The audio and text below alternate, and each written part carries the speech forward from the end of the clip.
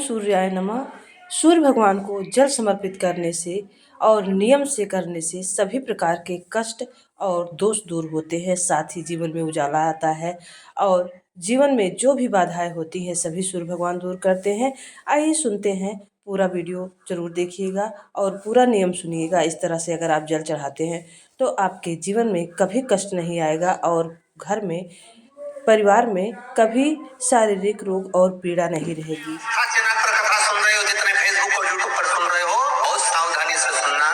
तो जिनकी यहाँ संपदा की कमी होती है, वैभव की कमी होती है, लक्ष्मी की कमी होती है, प्रतिष्ठा की कमी होती है, धन की कमी होती है, उसके लिए गुड़, चावल, लाल फूल और लाल मिर्ची के 11 दाने पानी के कलश में तांबे के लोटे में लेकर हाथ को ऊंचा कर नेत्र, नासिका, वक्षस्थल के सम्मुख में जो सूर्य नारायण को अर्घ देता है, जल चढ़ाता है, जो सूर्य को अर्घ रविवार के दिन दे देता है, अगले रविवार तक ऐसे की आवक आना प्रारंभ हो जाता है। महापुराण की कथा कहती है, जब हम सूर्य को अर्घ देते हैं, सूर्य को जल चढ़ाते हैं, वो पानी जब पृथ्वी पर गिरता है उसके हमारे शरीर में तो वो श्रेष्ठता का भाव निर्मित करते हैं।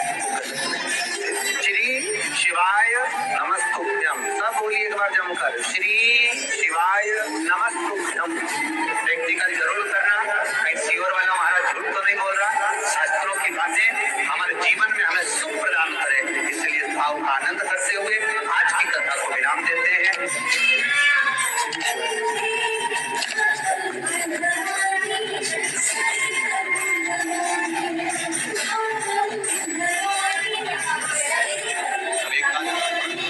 सावधानी से सुनिए।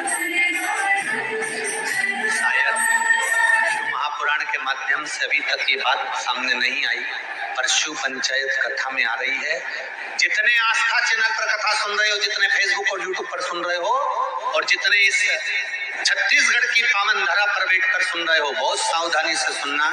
एक प्रश्न हमारे भीतर खड़ा होता है, जब हम सूर्य नारायण भगवान को अर्घ देते हैं, जल चढ़ाते हैं, तो वो जल पृथ्वी पर जब गिरता है तो उसकी छींटे हमारे शरीर पर लगते हैं, क्या वो ठीक है? क्या वो श्रेष्ठ है?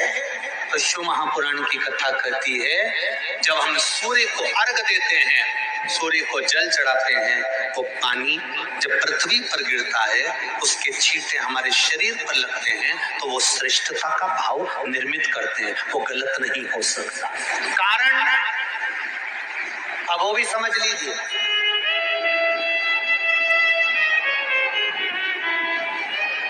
अब सूर्य नारायण भगवान को आप जल चढ़ा रहे हो तो छींटे नहीं लगे, उसके लिए क्या स्टूल पे चढ़ के चढ़ाओगे कि कुर्सी पे चढ़ के चढ़ाओगे?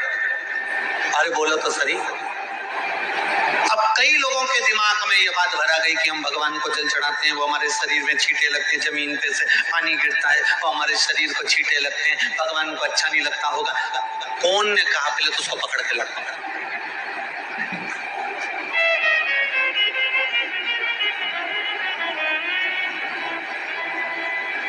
क्योंकि मेरे राम जी महाराज, मेरे भगवान कृष्ण, बड़े बड़े संत, साधु, सन्यासी, तपस्वी, साधक, उपासक जितने भी हुए, जिन्होंने सूर्य की आराधना करी, इन्होंने टेबल पे चढ़कर या कुर्सी पे चढ़कर जल नहीं चढ़ाया, इन्होंने पृथ्वी पर खड़े होकर ही, क्योंकि पृथ्वी तत्व के देव है शिव। जब हम मृत्यु लोक पर खड़े होकर, पृथ्वी पर खड़े होकर भगवान शंकर हाथ पृथ्वी तत्व को धारण कर जल को हाथ में लेकर जब समर्पित करते हैं, और जो जल नीचे गिरता है वो शरीर पर अगर लगता है तो हमको उसका आशीर्वाद ही प्राप्त होता है, दोष नहीं लगता। पर लोगों ने इसको विपरीत कर दिया। कि कौन ने विपरीत करा? कई लोगों ने इसको विपरीत कर दिया। कौन ने विपरीत करा? तो जो दूसरे धर्म के लोग होते हैं, जिनको हिंदू धर्म से नफरत होती है और जो हिंदू धर्म की पूजन, सेवा, अर्चना को समाप्त करना चाहते हैं, वो धीरे धीरे धीरे धीरे कहने लगे कि सूर्य को जल चढ़ाओगे तो शरीर में लगेगा, शरीर में लगेगा तो दोष लगेगा। इसको कहकर घर घर में सूर्य को जल चढ़ाना लोगों ने बंद कर दिया कि आप जल चढ़ाएंगे तो दोष लगेगा, शरीर पे छींटा लगेगा, शरीर को ऐसा लगेगा। Here's a look at my week on Facebook gaming. Monday morning, I play puzzle games. On Tuesday, I choose. ये दोष नहीं है। कितनी सुंदर बात है महाराज। सूर्य नारायण भगवान को जब जल चढ़ाया जाता है, हाथ सिर से 8 इंच की दूरी पर होना चाहिए। जम के बोलिए, सिर से कितना ऊंचा होना चाहिए?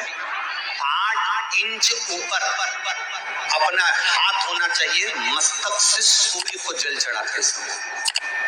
और ना चांदी का, ना स्टील का, ना लोहे का, ना प्लास्टिक का, ना कांच का, ना सोने का कोई बर्तन, ना कांसे का, ना एल्युमिनियम का, ना पीतल का, केवल एक पात्र होना चाहिए, वो है तांबे का। काय का पात्र होना चाहिए? तांबे का पात्र। और सूर्य नारायण भगवान को जब 8 इंच ऊपर तुम्हारा हस्त है और जब हम सूर्य को जल चढ़ा रहे हैं, कैसे जल चढ़ाना है वो भी समझ लीजिए। अगर कोई कैंसर का मरीज है जिसके चेस्ट में कैंसर आ गया हो, लेफ्ट में राइट में कहीं पर कैंसर आ गया हो, या कोई गठान आ गई हो, तो महाराज आप जल चढ़ाते समय उस जल की धार को सूर्य भगवान को जब चढ़ा रहे हो तो धार आपकी गठान की ओर जाना चाहिए, जिससे सूर्य की किरण उस जल में से आप उस स्थान पर पड़े, उस जगह पर पड़े जहां पर गठान है। महाराज आप लगातार जल तो चढ़ाना चालू करो, अच्छे अच्छे डॉक्टर फेल हो जाएंगे और कह देंगे गठान ठीक हो गई। आपका लीवर और किडनी गड़बड़ कर रहा है, आप प्रतिदिन आपका स्वास्थ्य गड़बड़ रहता है, आप प्रतिदिन ये ज्योतिष शास्त्र के अंतर्गत, रत्न शास्त्र के अंतर्गत, ये रत्न शास्त्र, ज्योतिष शास्त्र, रंग शास्त्र जो हमारे यहाँ है, रंगों के हिसाब से ये जितने रत्न होते हैं, माणिक हुआ, सोना, मोती हुआ, नीलम हुआ, मूंगा हुआ, पुखराज हुआ, ये क्यों कहते हैं? ये पीला है, ये सफेद है, ये नीला है, ये लाल है, इसको शरीर में क्यों पहनाते हैं? उसका कारण होता है कि जब शरीर में पहनते हैं, सूर्य की किरण उसमें पड़ती है, हमारे शरीर पर वो कलर का इफेक्ट पड़ता है, उस कलर को शरीर पर लगता है, और शरीर पर लगता है तो हमारा शरीर धीरे धीरे, हमारी जो इंद्रियां हैं वो सही होने लगती है, काम सही होने लगता है। तो आप कहते हो ना सब, मैं कौन सा नथ पहनूं, मैं कौन सा मोती पहनूं, मैं कौन सा पुखराज पहनूं, मैं कौन सा नीलम पहनूं, वो ज्योतिष शास्त्र के अंतर्गत, रत्न शास्त्र के अंतर्गत जितने रत्न हम पहनते हैं, ये केवल उस किरण के लिए ही तो पहनते हैं कि जो सूर्य की किरण मिले, उस किरण का प्रभाव हमारे शरीर पर पड़े। तो इन सबसे अच्छा है कि सुबह शंकर भगवान का नाम लो, तांबा का लोटा में जल भरो, 8 इंच ऊपर। कहीं ना कहीं छल्ला डलेगा, आपको कह दिया इसमें कुछ ना कुछ प्रॉब्लम आ रही है, आप सूर्य को अर्घ देना चालू कर दो, सूर्य को जल चढ़ाना चालू कर दीजिए। आप सूर्य को जल चढ़ाओ, वो जल की जो तरंग आ रही है, वो जल जो निकल कर जा रहा है, उसकी जो किरण आपके हृदय पर, आपकी छाती पर पड़ रही है, नाड़ियों में पड़ रही है, नसों में पड़ रही है, उसका बल देखो तो सही। 1 महीना लगातार चढ़ाओ तो 15 दिन 20 दिन कर तो देखो। क्यों राम जी महाराज जल चढ़ाते थे? क्यों भगवान कृष्ण जल चढ़ाते थे सूर्य को? क्यों दशरथ जी महाराज जल चढ़ाते थे? क्यों कश्यप ऋषि जल चढ़ाते थे सूर्य को? सारे 33 कोटि देवता, सारे ऋषिवर, साधु संत सन्यासी तपस्वी साधक उपासक सब भगवान सूर्य को अर्घ दिया करते थे। क्यों देते?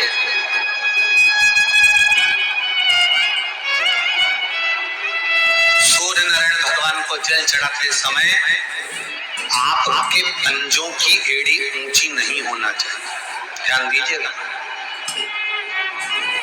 आपका पंजा पांव का पूरा की पूरा जमा होना चाहिए भूमि पर। हाथ कितने इंच ऊपर? 8 इंच ऊपर होना चाहिए। जल जो गिरे, सूर्य की किरण, सूर्य का दर्शन उस जल की रोशनी में करना चाहिए।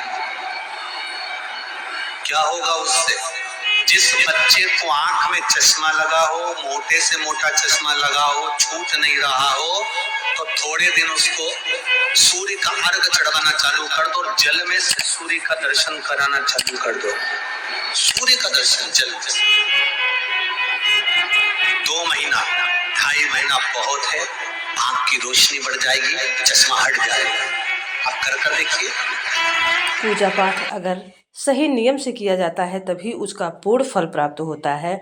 तो पंडित जी ने सूर्य भगवान को जल देने का महत्व बताया और बहुत ही मार्मिक वर्णन किया है। तो इस नियम के अनुसार अगर आप जल चढ़ाते हैं तो आपके जीवन में जो भी कष्ट है वह सभी दूर होंगे। साथ ही आपके घर में सभी को उन्नति का मार्ग जो है दिखेगा और घर में सभी सुख समृद्धि आएगी। श्री शिवाय नमस्तुभ्यम। ओम सूर्याय नमः। ओम सूर्याय नमः। श्री शिवाय नमस्तुभ्यम। श्री शिवाय नमस्तुभ्यम।